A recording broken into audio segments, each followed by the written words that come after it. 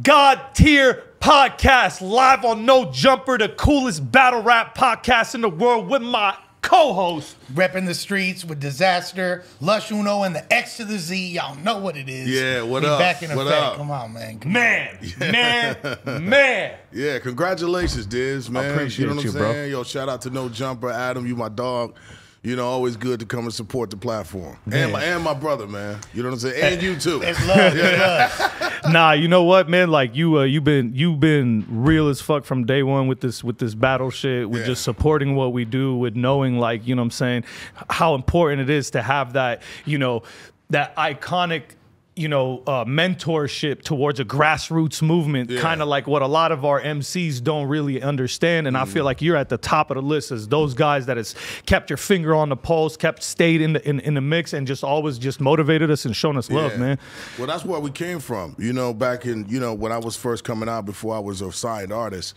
You know, I come from that. Like we would battle, and you know what I'm saying. Like it was a different type of thing. Like we would come with like writtens, and you know what I'm saying. Like you would have to go to Unity, and you know what I'm saying. It was like song for song, and then you know like David Faustino used to have a thing back in the day.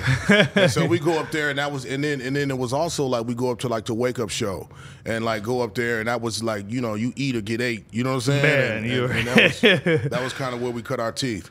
Yeah, I mean, seeing like, because you were around a lot of this stuff that was going on out here too, and I'm pretty sure you remember like there was the Rap Olympics going on probably at the time, and you know all that stuff that was going on. And KRS-One was doing, I think that's what Juice and Supernat, and I'm pretty sure you're really Eminem was there. You know what I'm saying? Yeah, it was like, and you know, Rhyme Fest. That was man, like, we was just talking about Rhyme Fest. Yeah, for sure. Rhyme Fest, who, when he was literally a signed artist by Kanye, was writing Jesus Walks, was still battling in Scribble Jam MC tournaments. Won that shit in 2003. Come on. Like, now here's the thing, because you've done a battle, like you've battled before. Here, and people don't know because maybe they've seen you battle in like 8 Mile before or something like that. But you've actually battled for real. That was a fucking script. Movie, right? That was a movie. That was a fucking script. Exactly. So let's keep it 100. Yeah, tell us. Mike from the character you played, Mike, would have stopped a mud hole in B Rabbit's chest if that was real life. He's not getting disrespected like that. Yeah, right. No, but what could you tell us about the experiences you had, I guess, just coming up out here, you know what I'm saying, and before it became such a more like mainstream accepted thing to battle? Like what kind of run-ins did you have with people, I guess, that battle out here, you know what I mean? I mean, well, it was friendly competition, man. It wasn't like, I think the biggest thing was like there was a cultural shift during the time when we were coming out. There was like the Far Side was coming out, Freestyle Fellowship was coming out. Shouts out to them, man. You know, Volume 10 was breaking through. You know what I'm saying? And it was like the Good Life kind of style, and then there was like the Unity type of style, and that was like the biggest kind of thing that was happening. And then, you know what I'm saying, like the way we got together, like me, Raz, Saphir, and all these other guys, we were like A-likes. So, you know, we kind of like went at it like that. And then again, our biggest platform was like going up to like, you know, the Wake Up Show and Julio G and just like barring out. You know what I'm saying? Has anyone ever challenged you randomly, like, yo, Xzibit, battle me type of shit? No, they knew to be careful. You know what I'm saying? because it was like I said, it was like a field. You know what I'm saying? Like you going out in the battlefield, and you know when the mic came on and the beat came on, it was like nobody like just challenged you straight up, but it was just like, you know, when somebody's like hitting a certain level, oh, you got to go up. Oh yeah. And then when that level started getting up here, it was just outdoing each other. Yeah, outdo each other. So before y'all take it to a whole nother level. Man, Diz, when I see you battle, man, it's like, how long do you take? You study these motherfuckers, man. I mean, for the most part, but I don't have to. But for the most part, do we you whiteboard this shit? You know what I'm saying? That's an interesting thing. For the most of my career, I didn't, but sometimes I get so angry and so focused that I will whip out a wall and just like I'll look like one of them like CIA agent, like conspiracy theory people like linking up the strings, all that. I see you put it together, man, and then You know what I'm saying? It's like you Hulk smash on niggas, and I'm like, okay, yeah, that's my guy. It kind of take that to do that. You know, the thing is with y'all, I'm gonna let you hold that. But when y'all came in, you guys were more of the don't disrespect me type of era. Like the West Coast kind of changed the whole like hippity hip hop to like this shit could get gangster right now. So people stop. What was you saying? No, I was gonna say back in the day, Diz literally had his home screen on his phone. Oh yeah, I'd have like he was so obsessed a picture of like somebody I'm battling with like different I turned him into a rodent, and I had all these different like basically synonyms for a rodent, and I just had to look at it like that every day because I brainwashed myself into thinking my opponent is a rodent. Okay, got it. It gets deep. It gets deep. So got it. Yeah, noted. It's pretty crazy. Don't be on motherfucking Diz's screensaver. That's what you're getting into if you battle this fool. Yeah, because like it is kind of a it's just like sports, bro. You got to focus and just, you know, whenever your eyes on the prize, like the last week of my battles, bro, like I just kind of, you know, when I'm at my best, I tunnel vision on that person and everything becomes about them. I don't even give a shit. I start thinking like, what would I do if I was him? Yeah. And like, that's what I do. Like I become the person I'm battling. Like, Damn, you know what I mean? I understand that, yeah, man. that's what it takes to win, I feel. You know I understand. what I mean? It's definitely changed. I think what you guys have done to push the culture and to bring it to what it is, like a lot is resting on your shoulders, bro. Bro, you know so, it. you know, there's a lot of guys out there that I respect, you know what I'm saying? But I've seen you really take it, you know, to heart and really take it on your shoulders and run forward with it. Yeah, man, I appreciate you because, you know, hearing that from you guys, man, and you're not even guys, you're Guy, you're Xzibit, you know what I'm saying? Like but you know, when we look at like, you know, how we felt about the West coming up, you know what I'm saying? And like now we're more open to all of it, but you know, coming up, this was our building blocks. Come on. And, you know, we never you see what it is. Like, bro, like you got to understand, like, and as crazy as this sounds, like you were on my wall when I was younger, bro. Oh, dope, man. You know what I'm saying? Like you, Snoop, you know, Dre, like Busta, Cypress Hill.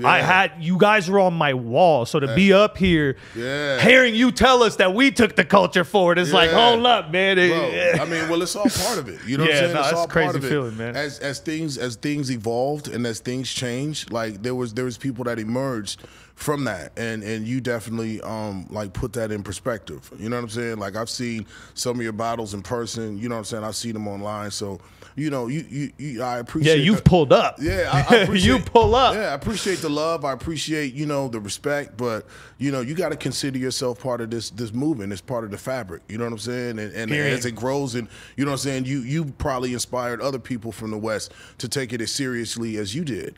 And so there'll be people that came and come to you one day and tell you how you inspired them. You know what I'm saying? Get ready for that. Yeah, nah, that's like the grandfather, father-son relationship. Yeah, don't age me, motherfucker. No, but I mean, you're aging me because I'm about to be that. This nigga sneak this and be calling me old. I'm the grandfather. You the great-grandfather.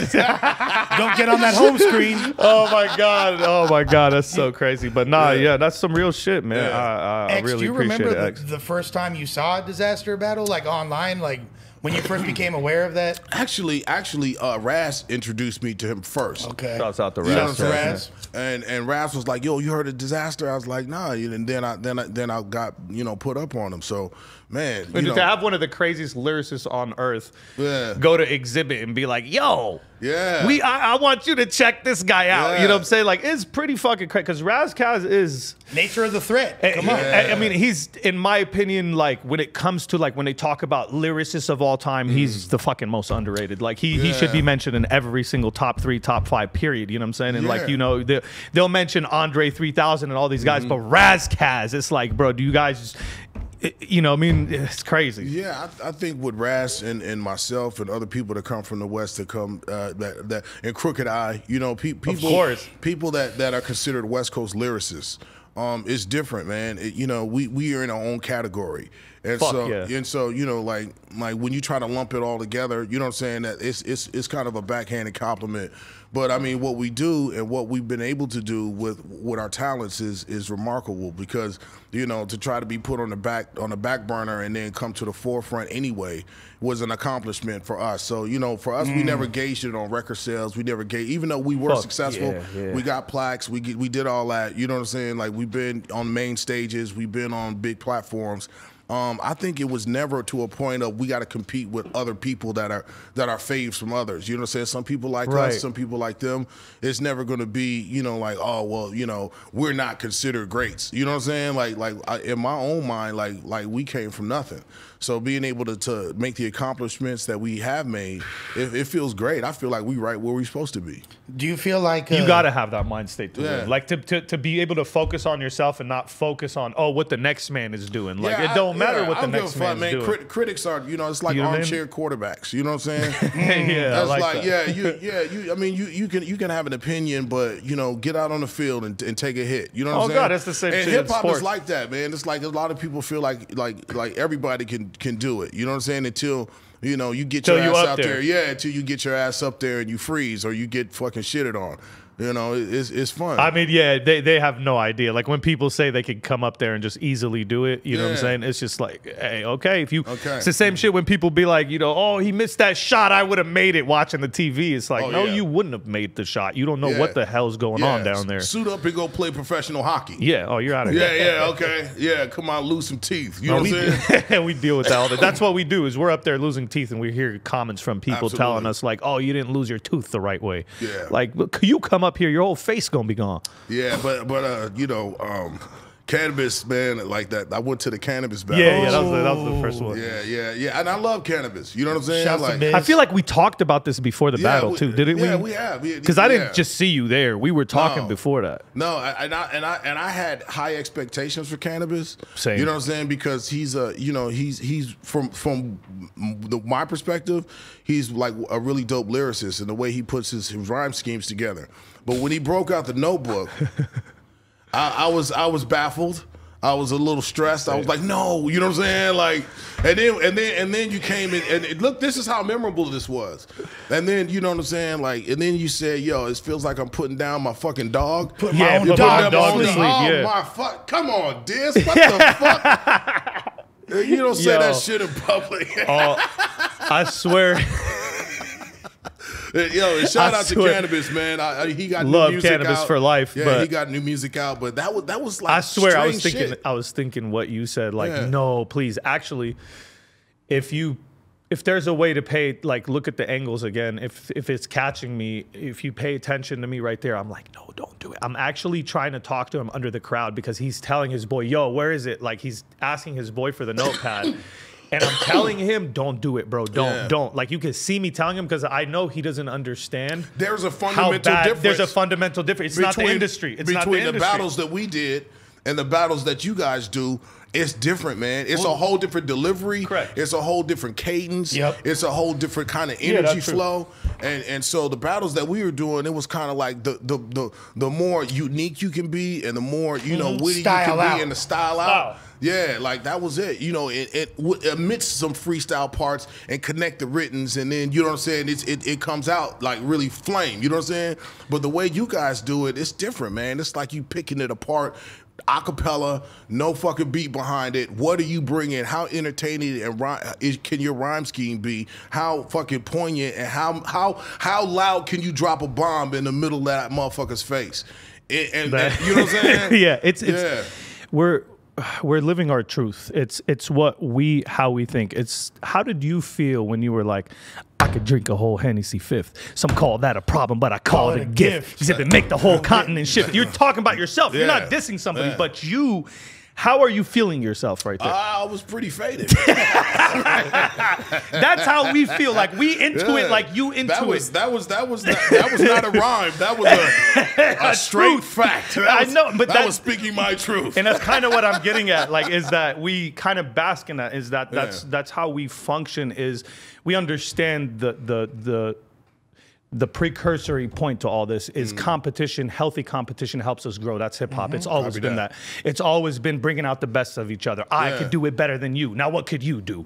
No, I could do it better than you. Now what could you do? And it's always been that. We just want to preserve that. It's not so much necessarily to become a negative thing, which it does, but it is on the constructive side of it, is destructive as it sounds. Right. You know what I'm saying? Like, no, I think as hip hop progresses, there should be circles inside of hip hop.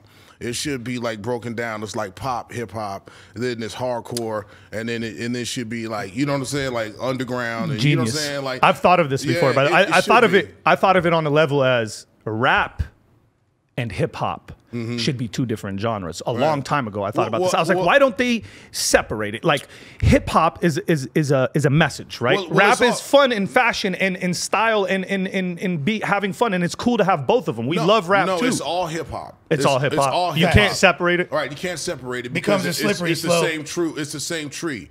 You know what I'm saying? But it's different branches. You know what I'm saying? And so that's how we kind of, you know, as what we have to do on top of that is, you know, we have to take control of the business again. You know what I'm saying? that's happening already. Yeah, that's what's beautiful is it is happening. I think there's a transfer of power that's happening right now that we all need to be a part of and take it seriously, so it doesn't go from one bad hand to another bad hand. You know, we have to be more. We need more executives. We don't need any more rappers. We don't need any more managers. We need more executives. And what I mean by executives are people that are in positions of power to keep the power within the culture. You know what I'm saying? So I think that people are used to the old way. We're used to being controlled. You know what I'm saying? We're conditioned to be in control. Conditioned, I would say that because we assume that it's going to be taken care of. You know what I'm saying? And you know, you can't assume that things are going to go 100. Your way. So what we have to do is like pass the information down. There's a lot of benefits and a lot of advantages that artists have now that we didn't have. You know what I'm saying? There's no middleman. Yeah, I was about to get to it. I don't want to cut off your idea, but do you think this is part of this, partially, is because of this new shift in the digital age? Absolutely. Okay, 60. I felt like you're in tune with this NFT shit, so I would like to know your opinion on that. To be honest with you, you could go ahead and tell us that. So how do you think the artist, because the artist is gaining control through this avenue, and you can see as right now looking at Snoop getting control of Death Row, and you see like everybody taking control into their own hands. You see what Crooked and Joel do. You see everybody just like we gonna do our shit. We're no longer waiting, right? Right. How does that all help us right now? I mean, it makes sense. I think that what Snoop has done with, you know, gaining back Death Row, the brand as well as the catalog was genius. Couldn't be in a better place. Right. You know what was created when Snoop and Dre and Death Row and you know Daz and Corrupt, all these guys were introduced to us. Rage, Warren G. You know what I'm saying? All these people were introduced to us through this platform, and so it didn't make sense when it was getting sold to like Kellogg's or whoever the fuck had it. You know what I'm saying? Like, never makes sense like that. Yeah. But to have it home is really big. Now going into like NFTs, digital, you know, marketing, being able to have access to your fans. Is how engaged can you be with your platform? How entertaining can you be with your own people coming directly to you? This is gospel. And that's important. That's important. You know what I'm saying? Like before, you needed a marketing budget, you needed a promotional team, you had, you know, a label that was controlling your releases, controlling your release dates. You know, that's the craziest shit, is having someone tell you when your art is gonna come out. Correct. And this is all crossing. This is crossing beautifully into what's happening with us now. I don't know how familiar you are, so I'm about to put you on to what we've been doing. Let me lay it on. Me and this amazing guy right here next to me have put in so much work over the last fucking 20 years that we ended up in a situation that was exactly like the artists in the music industry, where we didn't own our IP, where the masters, we don't even have any chance of talking about them. Our content comes out when we're told it's going to come out. No mechanical royalties. None of that, right? So at the same time Death Row and all this is happening, we rebranded and relaunched our old thing, the Grind Time thing from back in the day.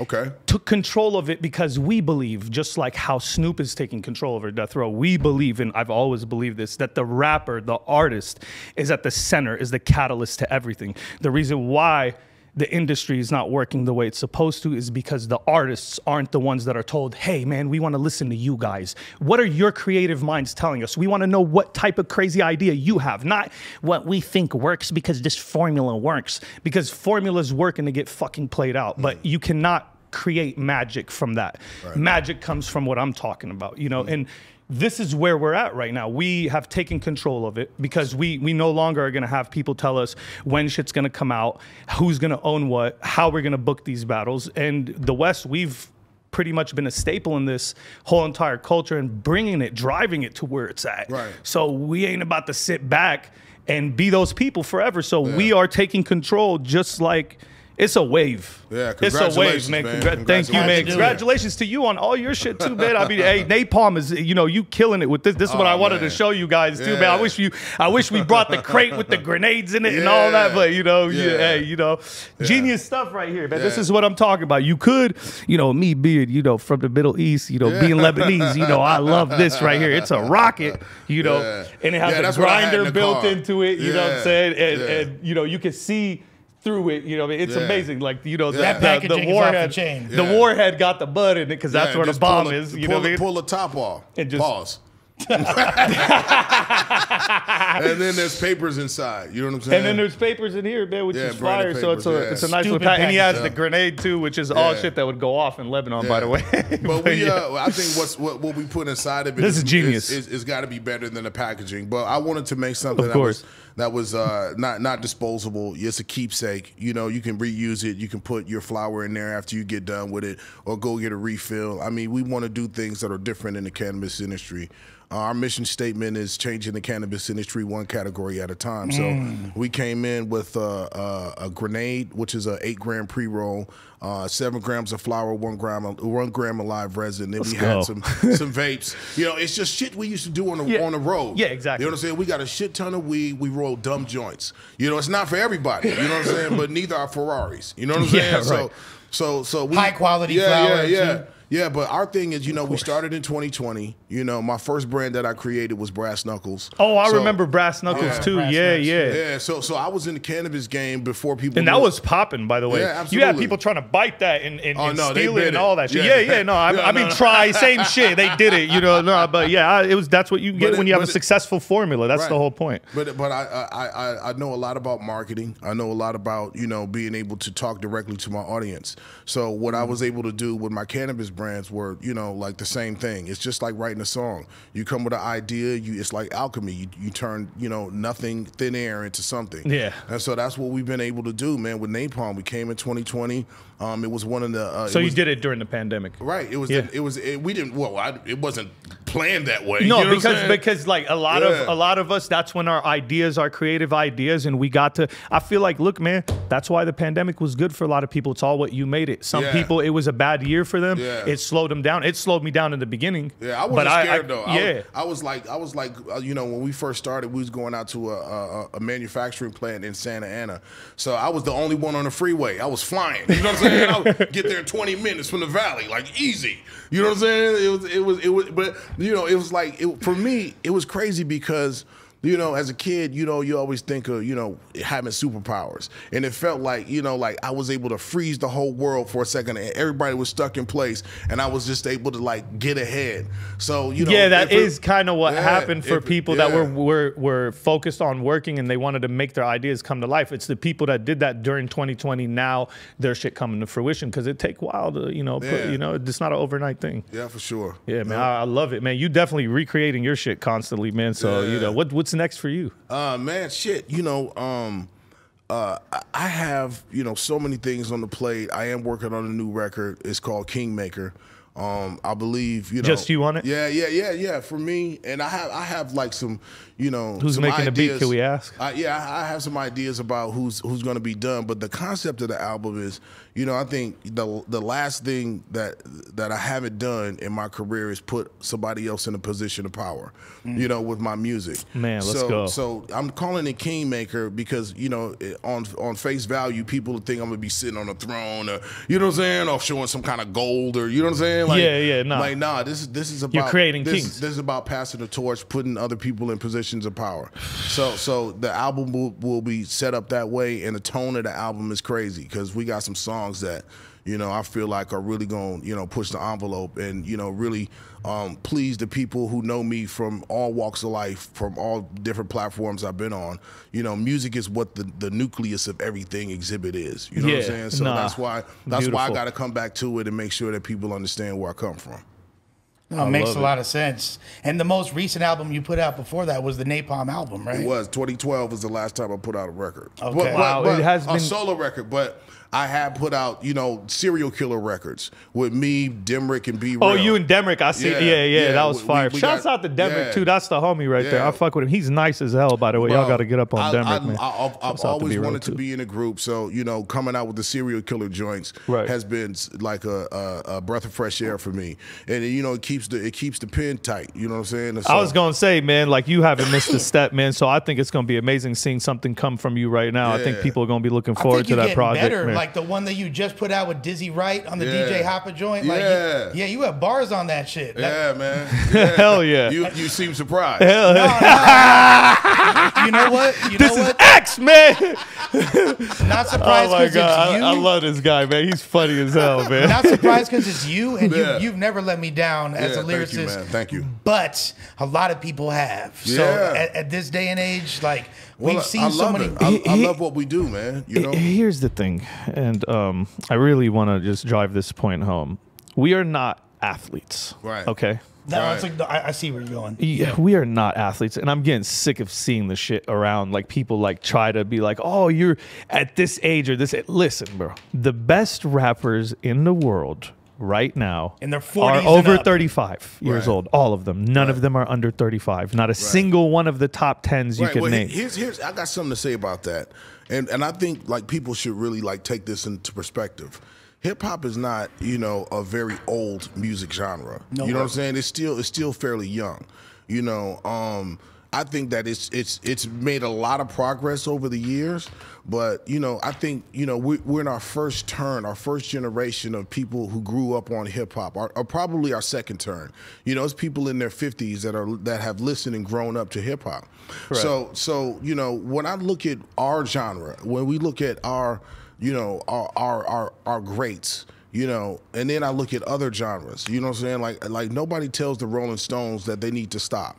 You know, folks are like 90 on stage. Nobody tells. We're the only genre that does this. Yeah. I have a theory about this, but I'm gonna let you continue. I'm gonna tell you what my theory is. Yeah, hip hop eats its young, but you know, hip hop also eats its elders. So we got to figure out, you know, like that the respect level. You know what I'm saying? Because there's people that are gonna enjoy our music till the end of time, and music is timeless. So we got to stop aging ourselves. Yes, hip hop is a young man's sport on a certain end.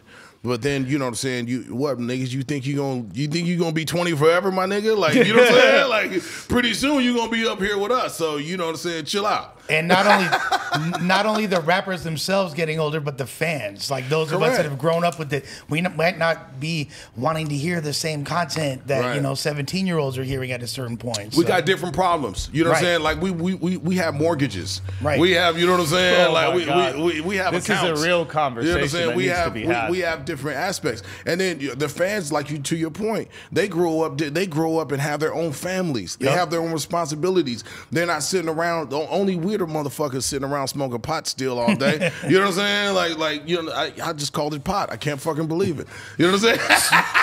Reefer. We smoking grass. Smoking grass all day. Young man smoking pot over there. Yeah, maybe I am old. Here's my theory. Smoking dope.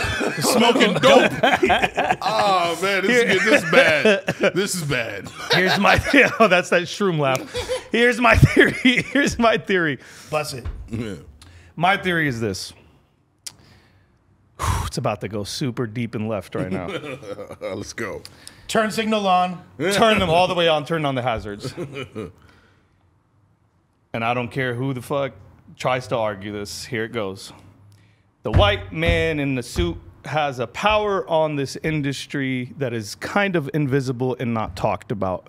One of the things that they have on the people is they have convinced everybody that you are no longer marketable after a certain age, and it's because they need younger people to mold. Younger people don't ask for masters. They don't ask for their IP. They don't ask for nothing. In fact, they're happy with a chain and a fucking car. So if you are a business, you're a mega business, you're corporations, you understand this. You understand you can't have a liability. You understand you can't have somebody busting out on you halfway through the shit like, I want to renegotiate. You want somebody excited. You're going to convince people that this is what's needed right now. And people in like the culture don't necessarily like what they think they like. They're being told what's hot and what's not. Right. The playlists are rigged. Yeah. They are completely bought. It's a business. That's a lot of you sheep, pay money. Look, I hate leader. to mention 6ix9ine like this, but he had a point with the Ariana Grande thing that he said. He said they bought 60,000 downloads in the last minute at 11:59 before midnight. 60,000 downloads were bought off 6 credit cards, right?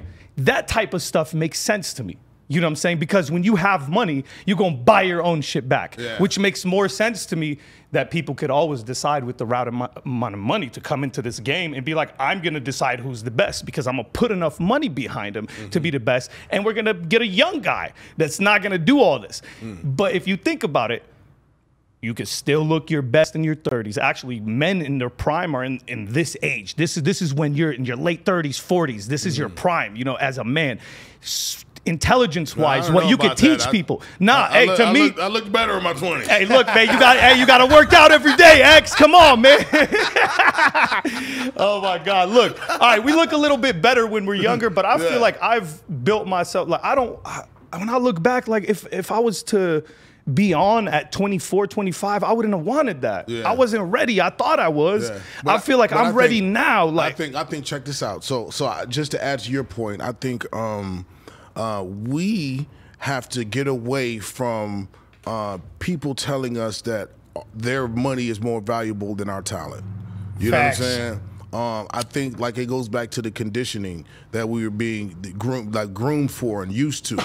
You know, without our talent, their money would sit in those accounts and not move. Thank you. And they can't recreate what we do, but we can actually go get money. You know what I'm saying? Like our culture is known for hustling. You know what I'm saying? Like we'll pull up in the motherfucking Rolls Royce. You give us enough time and enough energy. You know what I'm saying? There's people out there that have that without rapping. You know what I'm saying? So imagine if we had the idea, like taking back the business. What I mean is stop taking investment from people that won't deal fairly with you. They, you know, like E40 says something. I'm not below you. I'm not above you. I'm right here with you. You know what I'm saying? Like we have to start dealing with each other on that aspect and control the business. Stop taking money from people that you know are good. It's like Lucy with the football. And Charlie Brown keep trying to kick that motherfucker and she move it every time. Yeah. You know what I'm saying? Like I've stopped playing that games. You know, them games. You know, like so a lot of my records I put out I own all of my masters except my first 2 albums. You know what I'm saying?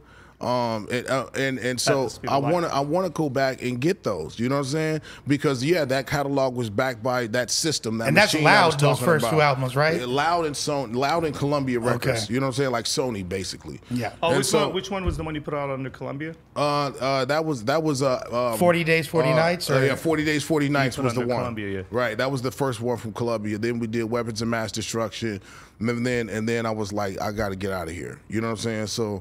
So who did you do Restless with? Restless was a straight Loud release. Loud, okay. You know what I'm saying? Was Loud. All right. And so that felt bigger than life when it came out too. It was all X the momentum. Was on that, right? X was on that, right? The momentum has sped up. It was like coming off the Up and Smoke tour, coming off of, you know, a lot of the stuff, the Bitch Please success, coming off, you know, What's the Difference, all that stuff was. What's the Difference? You know what I'm saying? Like, that was big. How did you manage? And I think this is going to be educational for a lot of artists. How did you manage to keep your artistic integrity and still like stay motivated by the lyrics while you were getting so big at the same time. But you never compromised lyrically. You still stayed like, you still had the bars of an underground. That's a good ass question, man. You actually kept it raw the whole entire way. How did you manage to do that? Saying a lot of no's and fuck yous. Take notes, motherfucker. So you had the leverage, essentially. I mean, it's like, look, you could, Hey, if they ever ask Xzibit what his pronouns are, it's no and fuck you. Oh my God, I love it. Take notes. But it was a conscious decision. Now that but to all jokes aside, it was defining what success meant to me and being happy with it.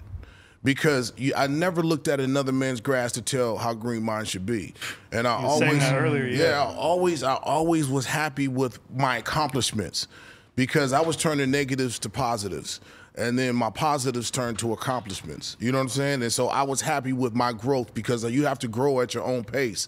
And because you came from nothing before that. So every step you take, you was already doing better every time. Right, so because I was looking at the big picture, and then, I wasn't consumed by looking at the big picture. I saw my destination, and I looked down at my own 2 feet and just like dealt with what was right in front of me.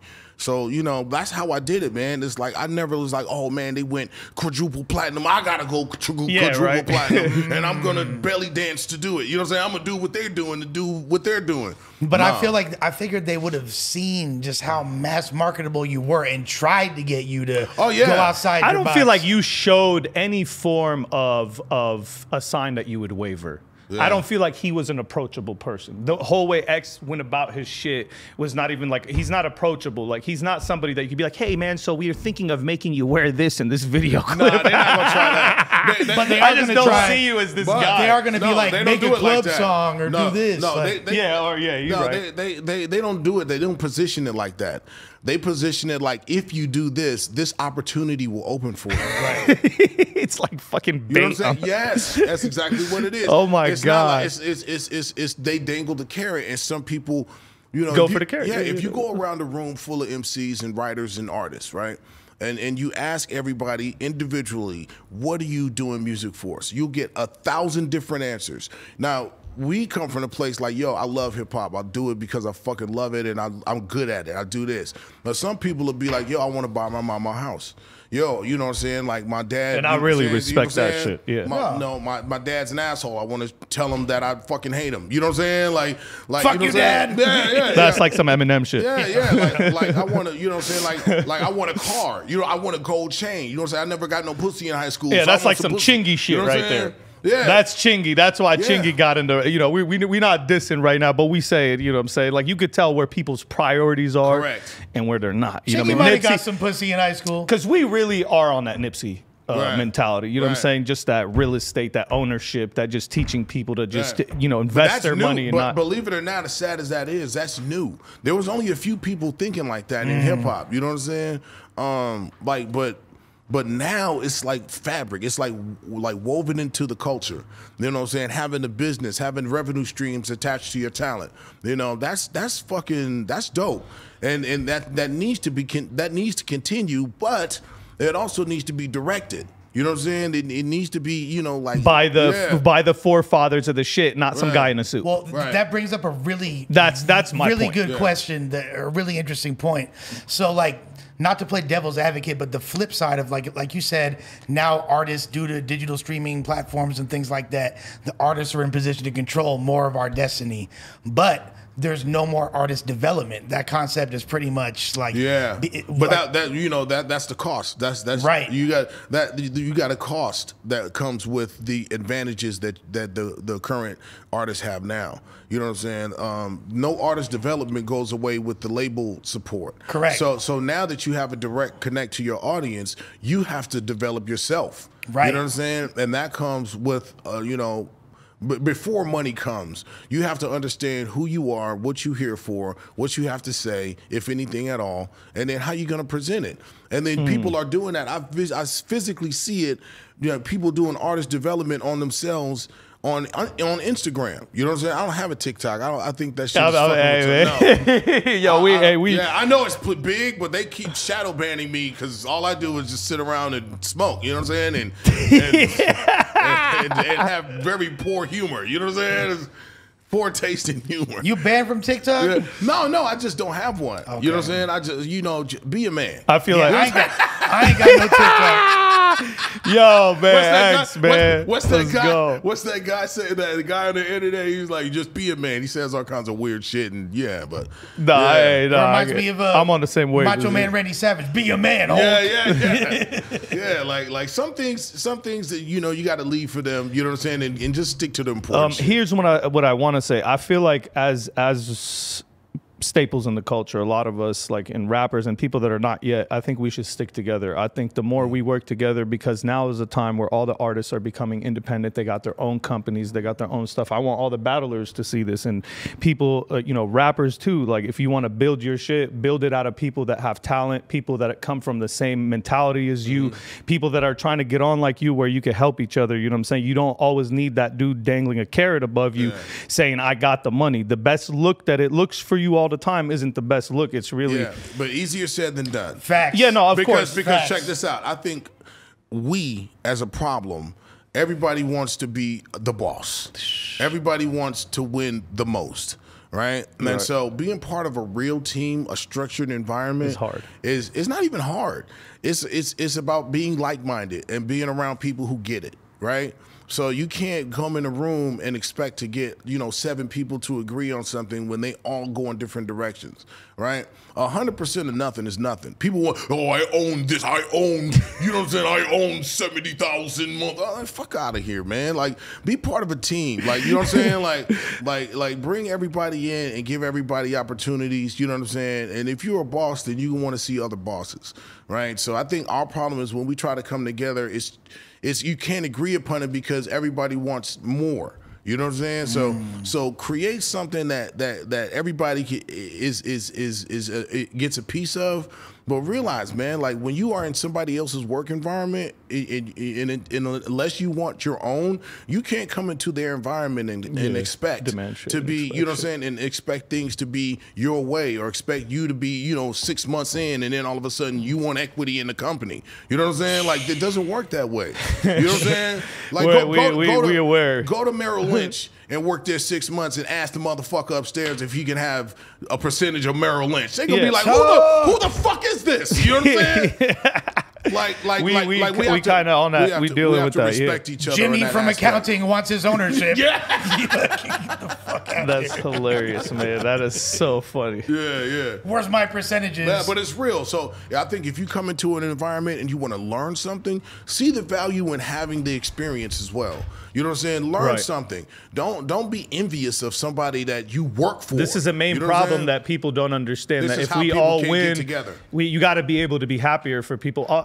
The way we're trying to build our platform and how we've been doing our shit is based on the integrity of just wanting to help the battle, and it's for battlers. So we want to give rappers and battlers and people that are part of the culture as many positions as we can. Part of this, you know what I'm saying? And people that we deal with from like the NBA does, like the NFL does. We could take that format because it works.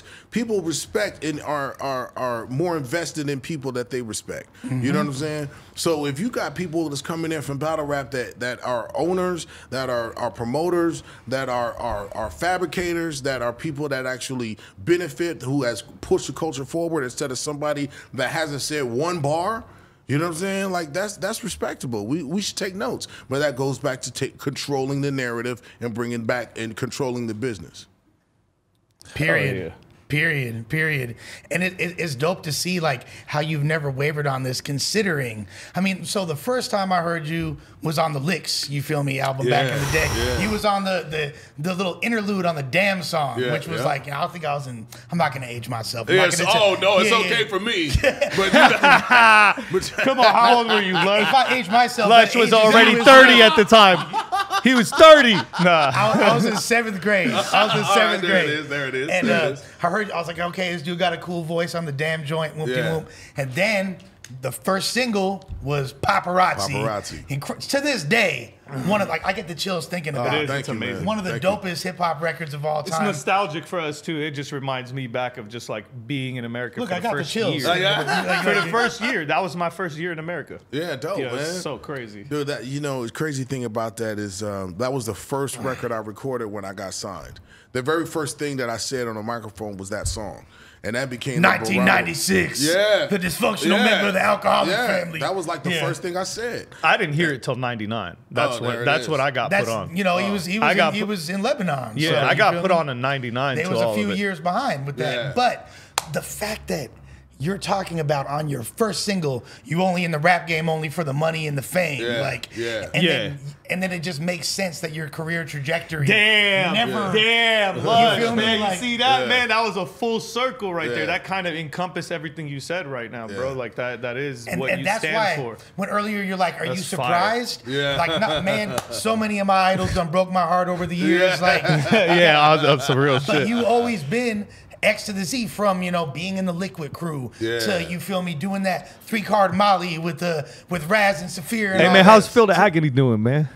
Man, he looks good, man. Man, the people that was around you coming up, you had some serious spitters around you. I remember seeing him at Fat Beats down in that lineup, rapping out there. He was out there barring out. Like I remember, like he was on the field. He was out there. Phil's doing good. Krondon. Shouts out to Krondon too, and Phil the Agony, man. That's amazing, man. So ill. I mean, like Chase Infinite has Haroon Coffee is down in South Central. What's up with Defari, man? Defari is doing really well. He's still dropping music. You know what I'm saying? Like we're all thriving, man, and everybody is. You know what I'm saying? Well, I can speak for myself. I'm really happy, of where things have transcended for me. And I'm happy about the things that didn't, because some of those things didn't pan out to be something that I want to be involved in anyway. You know what I'm saying? So I'm really cool with my choices, and I made some really good ones, and the poor ones I can live with.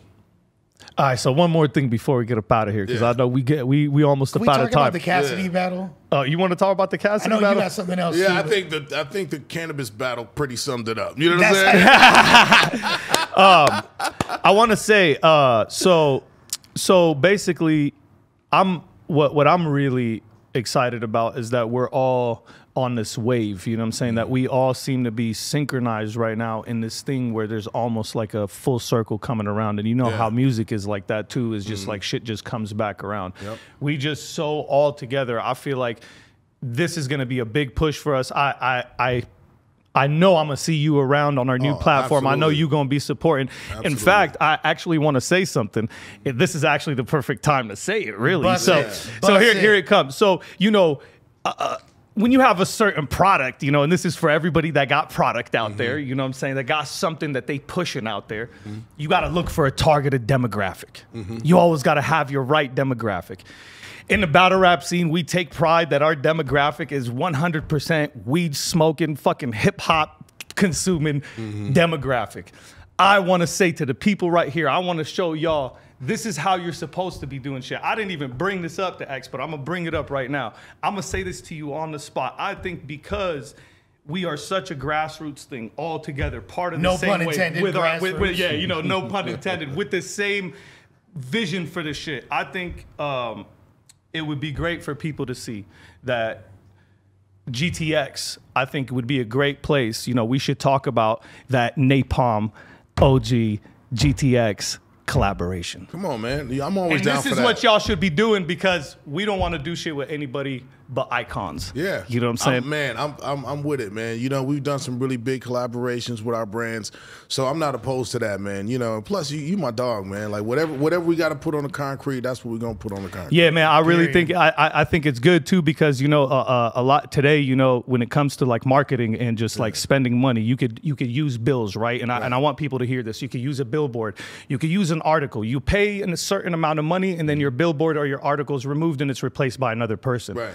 See, what we here have is growing together in perpetuity. Yes. We have something where we are going to get married together in a brand, you know what I'm saying, to where after we move on, when we're asleep, when we're doing other things, working, our the buck goes the long way. You get what I'm saying? Dealing with what we're dealing with here, this type of culture is where this product belongs. This is where I want people to know. And there's other products that are like that. This is where you get to grow with us. We get millions of views together forever. We don't ever leave you. There's never going to be a replacement for it. It's something that is in perpetuity. It's unlimited marketing with in this game. You know what I'm saying? And you know, it's the best bang for your buck. I've said this before. You know what I'm saying? Like, why pay for some fucking ad? Let's say if you're gonna put up some shit, let's say you want to do some shit and you want to advertise your shit on a billboard. You got people driving by. Half of those people are not gonna look because they're driving. So now you're banking on the people that are in the passenger seat. Half of them don't smoke weed. Then the other half of them got their brand already, or the person they pick it up from them. And then you got this small amount of people that might be like, let me hit that up. But you see, with us, it's called market penetration. You're right there. You're talking to boom, your direct and audience. we up out of here, man. You know, this is God tier. This has been the most amazing fucking podcast we've done. You know what I'm saying? We got business done in this podcast, too. And it's been some historical shit. Take us out of here, man. Y'all know the vibes. And we about this BR. Check out this BR. Peace.